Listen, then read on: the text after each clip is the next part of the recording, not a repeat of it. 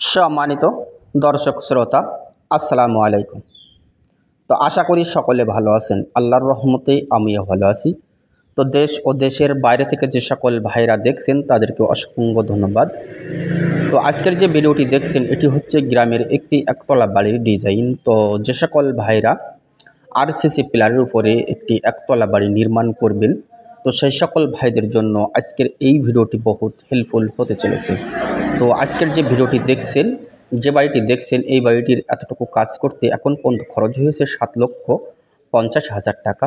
তো আসেন আমরা কিভাবে 7,50,000 টাকার ভিতরে এতটুকু কাজ করতে পেরেছি এবং এই বাড়িটি কতটুকু জায়গার উপরে বাড়িটি নির্মাণ কাজ করা হয়েছে এবং কতটা কলমের উপরে আজকের এই বাড়িটি নির্মাণ শুরু হয়েছে। তো পুরো বিষয়টা আপনি আজকের এই ভিডিও থেকে জানতে পারবেন এবং একটি বাড়ি করতে গেলে যা যা তথ্য দরকার আপনি আজকের এই ভিডিও থেকে পুরো তথ্যটা জেনে নিতে পারবেন।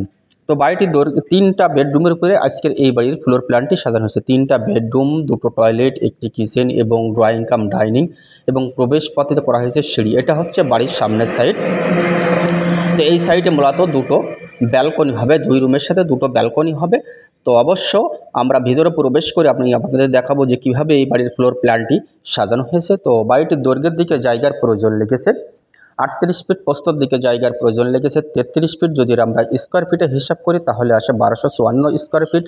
যদি আমরা শতকে হিসাব করি তাহলে আসে 2 শতক 87 পয়েন্ট। যদি আমরা কাটা হিসাবে হিসাব করি তাহলে আসে 1 কাটা 74 পয়েন্ট। তো খুবই অল্প জায়গার ভিতরে, অল্প বাজেটের ভিতরে অসাধারণ মানের আজকের এই ফ্লোর প্ল্যানটি সাজানো হয়েছে।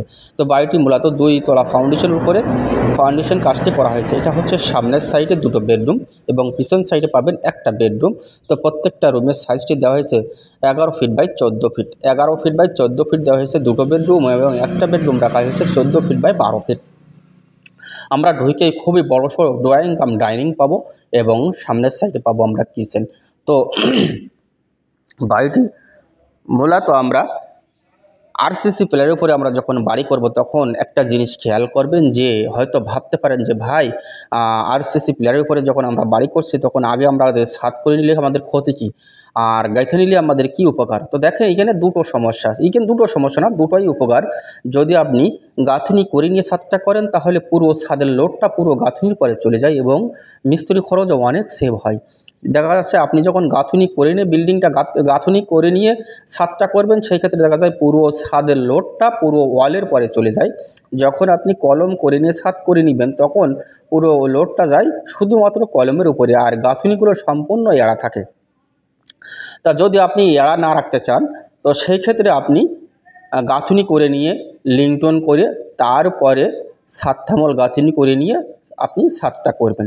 সেই ক্ষেত্রে দেখা যায় পুরো ওয়ালের পরে প্রত্যেকটা ইটের পরে আপনার পুরো ছাদের লোডটা নিতে পারে এবং পুরো ইটে আপনার ছাদের লোডটা বহন করে। তো এইভাবে যদি আপনি একটি ছাদের বাড়ি, যেহেতু একটা বাড়ি যে কোনো ভাই একটা বাড়ি করতে গেলে খুবই কষ্ট করে একটি বাড়ি কমপ্লিট করে, খুবই কষ্টের টাকাতেই বাড়িটা কমপ্লিট হয়। সেই ক্ষেত্রে আপনি দেখা যাচ্ছে বাহুল্য খরচ করবেন না বা এরকম খরচ করবেন না যে খরচটা করে আপনার বিল্ডিংয়ে খরচটা করে সে খরচটা আমার বৃথা যাচ্ছে, খরচের মানে আমি খরচ করছি কিন্তু বিল্ডিংটা মজবুত হচ্ছে না।